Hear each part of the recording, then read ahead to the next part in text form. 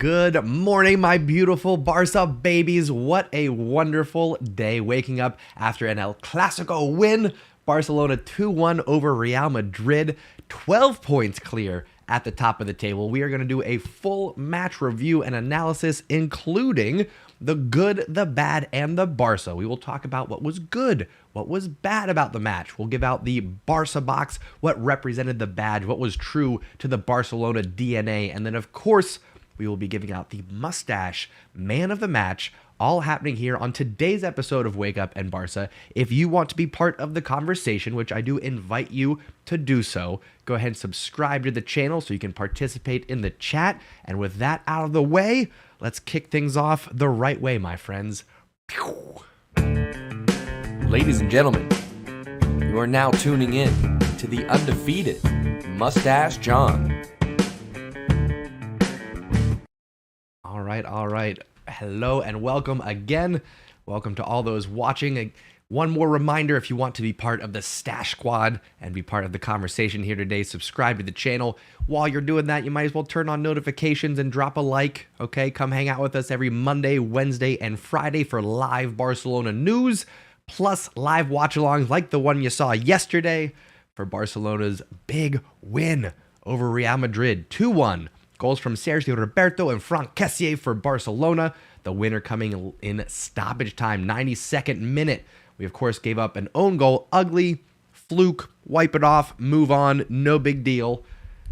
There was also, as I see mentioned on the TikTok side of things, that offside goal from Asensio. It was a clear offside, narrow margin, but a clear offside, so no controversy for me. If we look at some of the stats, Barcelona with 17 shots, 7 on target.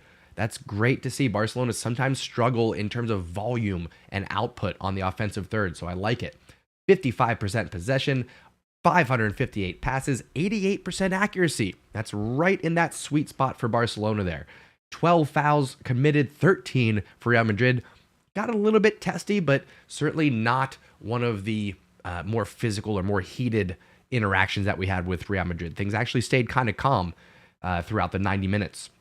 Had 8 corners for Barcelona, and again, with that win, it pushes us up 12 points clear of Real Madrid. 12 matches left, 12 points clear. We could hit 100. I was just discussing this with the boys on the Engine Room. Again, a little shout out for that podcast, the Engine Room podcast. It's available on YouTube. It's available on Spotify. Check us out. Me, Buga Luis, Pablo Walls Blanco did a full in-depth analysis of this match. You, of course, will be getting my side of things here, but if you want the full breakdown from those boys as well, check out the Engine Room podcast, where we talked about how big of a match this was. I'm excited for it, and I want to get some of your reactions as well. I see we got a good contingent over here on TikTok. If you want the full experience, again, swipe over, click the link in the bio. That'll get you over to the Undefeated Mustache John YouTube channel, where these fine folks are watching. Again, one more reminder to drop a like. We're going to get things going with the good, the bad, the Barça here in just a couple minutes. This is going to be a shorter episode, by the way. We're going to keep things tight, a nice, efficient, good, bad, and Barça, because I got to go to jiu-jitsu after this. Started a little bit late on the on the podcast. It is what it is. I'm getting back into my routine. For those of you that have been following along, I was sick for the last, 2 weeks almost. Took a week off from doing the live stream, so I appreciate all the well wishes. I appreciate the love and support that everyone was giving me while I was out. We're back. We're going to be getting back to our regular schedule. Monday, Wednesday, Friday. Trying to keep them early, but we'll have some late mornings. We'll have some afternoon ones. I know there's some folks that can't always make it to those 7 a.m. streams. We'll spread out the love just a little bit, of course. Let's see who we got in here today. I see Alex is with us, as well as Greg. Saint, hello. Alex, good morning to you. Saint says, I feel like we controlled the second half of the game, but everything else was an amazing performance. Very good. Smiley Gaming, love the name. Good to see you again. Welcome back. Saint also says, Sergio Roberto played like 2017 Sergi. We'll get to that, of course. He may get some recognition here in the good, the bad, the Barça. De Campeonato says, a good day from Malaga, Spain. Well, good day back to you coming from the States. Good to see you. Glad to have you. Smiley says, do I think Sergi Roberto deserved the man of the match? Well, I'll tell you what. We are going to get to the mustache man of the match, which may or may not be Sergi Roberto. Okay, we'll break that down here up next. But we're going to get to the good, the bad, the Barça, then the mustache man of the match, all happening because we've done the overview. We're feeling good about things. I've said hello to the stash squad. We're feeling good. We're feeling positive. Visca Barça indeed. With that out of the way, folks, I think we can go ahead and discuss the match. We can go ahead and dive into the good, the bad, the Barça from El Clasico, part 2 for La Liga 2023. Barcelona, of course, lost 3-1 at the Bernabeu. This is the return fixture for Barcelona at the Camp Nou. No Pedri, no Dembele, no problem. Barcelona coming up big. So let's discuss first and foremost what was good about the match. Starting with, as we always do, the 3 points. Just the practical side of things. You can't overlook that. A huge 3 points. We come into this match 9 points clear. Could have been knocked down to 6, and then who knows what happens for the final leg of this La Liga campaign. So Barcelona come in. They take care of business. Xavi with his tactics. Got it spot on. The back line was absolutely incredible. You could shout out anybody out there. I will say Araujo didn't have his best match against Vinny Jr., but he did enough and had enough coverage from Koundé, from Christensen in particular. Big boys doing big things. So shout out to the defense. Would have been a clean sheet if not for the own goal. But another point that was good about this match, the response to the own goal. Not dropping our heads, not accepting defeat. We responded right away. You saw even Araujo, the one who knew, through no fault of his own, put it into the back of the net. He said, come on, guys, shake it off. That opening 10 minutes, Barcelona was dominating. Fluke own goal. The response is what was great. We moved on, okay? Speaking of moving on and the response, what we got as a response late in that half was a goal from Sergi Roberto. Maybe it's going to happen. There we go. Sergi Roberto. Come on, folks, in the studio. Get with it. Get with the timing here. Sergi Roberto, the equalizer just before the halftime whistle. And like I said, Barcelona dominated the first 10 minutes, gave up the goal. There was a little bit of a lull there, a little bit of a back and forth. But then the last 10 minutes of the half, Barcelona, again, turning the screws on Real Madrid, knocking on the door. Wasn't the prettiest of goals, but we got in the back of the net. Good composure from Roberto. Right place, right time. Finds the ball at his feet. Doesn't just hit it towards goal. Places it in. Not the hero we wanted, but he's the hero we deserve. Roberto getting the good box for his performance and his goal to equalize against Real Madrid. Moving on now, we'll discuss what was bad about the match. I'll say there wasn't a lot. There wasn't a lot bad, okay? The own goal, you could say, was bad. It's a fluke. Nobody's fault. Ter Stegen caught cheating a little bit on that cross. You got to keep an eye out for that. But again, a wicked deflection off of the unknowing Araujo. It is what it is. It spoiled the clean sheet. That's really what was bad about that, okay?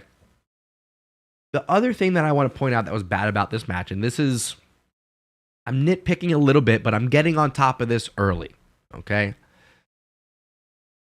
The bad box is going to Gavi.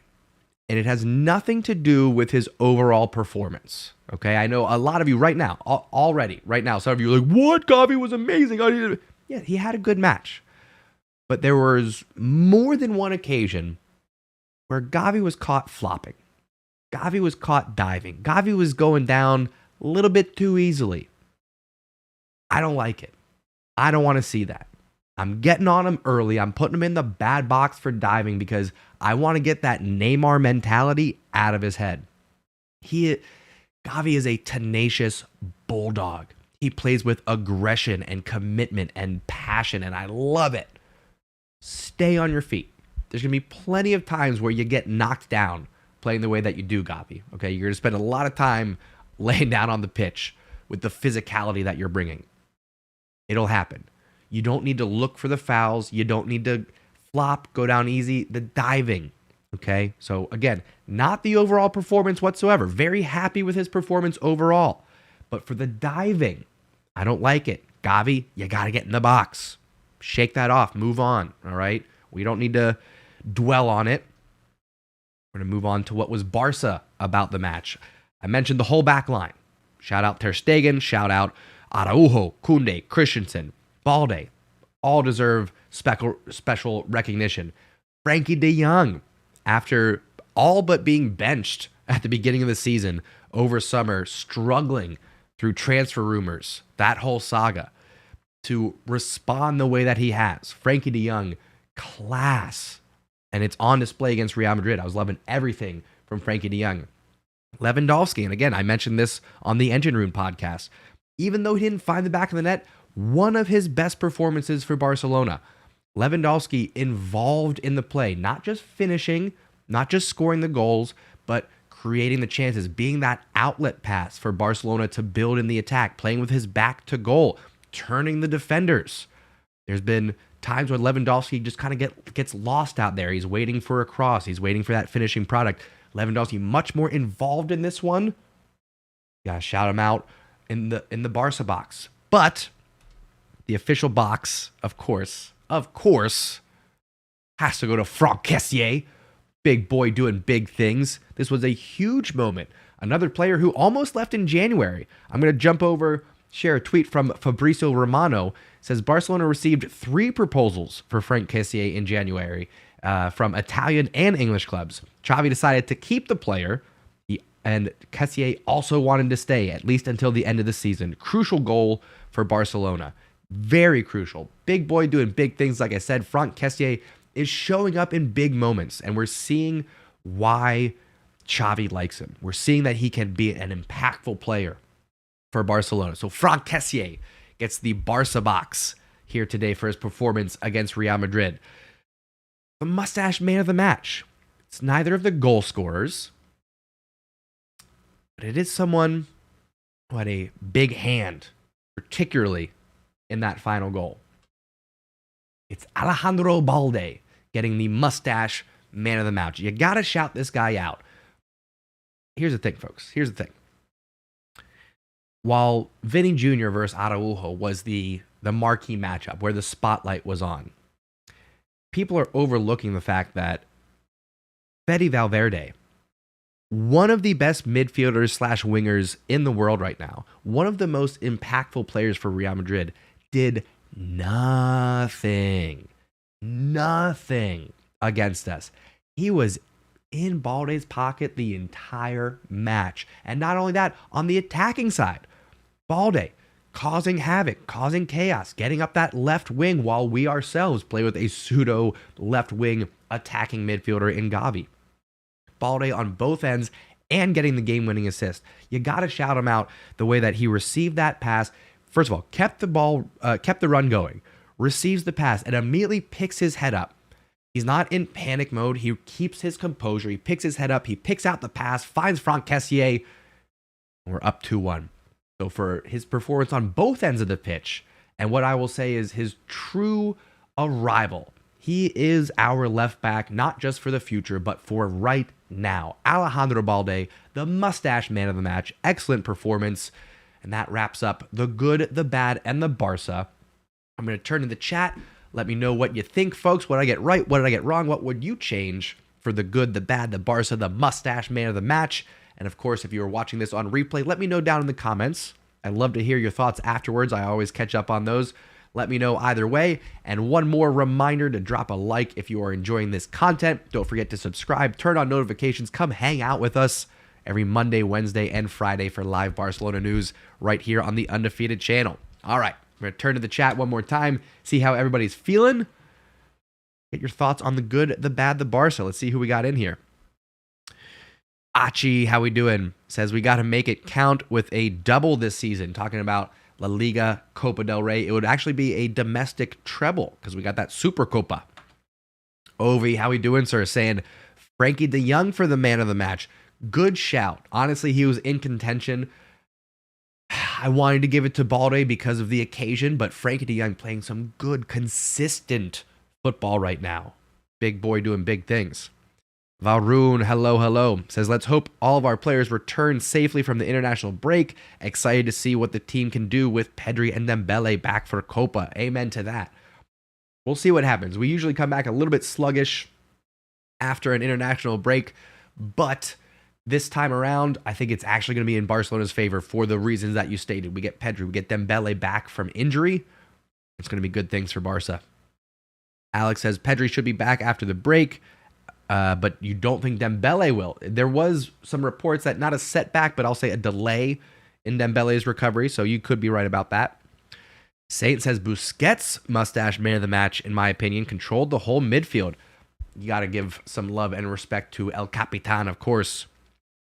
Chian says Balde looked up and passed the ball with purpose. Yes, very intentional on that cross to Kessié. Ahmed, hello, good morning to you. Ghost is with us as well. Says Lua seems like he could use some confidence. He hesitates before shooting. There is a slight hesitation. I think it's the pressure to score goals. You can feel the excitement, but very good match for Lewandowski, I thought. Very good match indeed. I see we got Kudus in the house. How we doing, sir? Who else we got hanging out? Yes, sir. How you doing? Welcome. Greg, I think I said good morning to you, but good morning again. Just scrolling up here, getting caught up, see who popped in here. Folks, like I said, this is going to be a shorter episode. I'm going to head out to jiu-jitsu here in just a couple minutes, but just wanted to come in, get things back on track. Like I said, I know we've been missing Wake Up in Barça as I've been recovering, getting myself back on a healthy track. So now that is the case, we'll get back on the Wake Up in Barça track again. Live every Monday, Wednesday, and Friday, right here on the Undefeated channel. Wake Up in Barça is live Barcelona news that you get to interact with. It's a good time. We build this community one episode at a time, one live stream at a time. And what we're doing here is we're building a community that supports the badge and supports each other. The good times, the bad, the craziness, the ups and downs. Support the badge, support each other. Doesn't matter where you're from, what you believe in, how you identify. None of those things matter.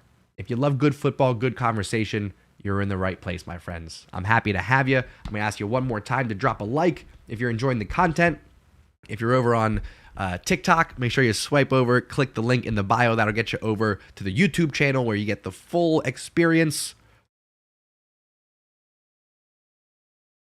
Appreciate y'all being here. Ovi says, Lua doing what Henri said a complete striker should do. Attack the defense, make runs for fellow teammates. He is in short becoming a Barca-styled striker. Amen to that. Excuse me. Varun says, Araujo didn't let his head drop after the freak own goal. Need to tie him down to a lengthy contract soon. We got our Puyol.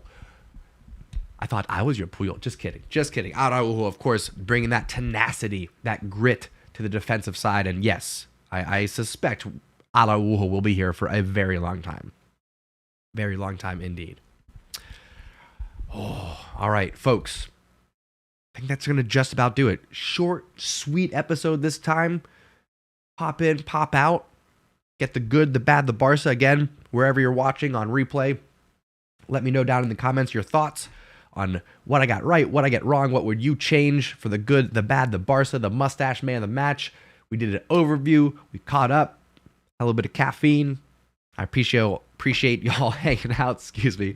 I'll find my words eventually, sometime today. I'll wake up. Anyway, folks, that's going to do it.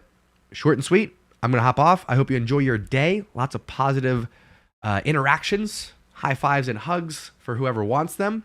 Visca Barça, as always, 12 points clear, top of the table. Loving it. We will see you Wednesday for another episode of Wake Up in Barça. We'll catch up then. Until then, enjoy your time. Appreciate y'all. Thank you so much for tuning in and taking a ride. Mwah.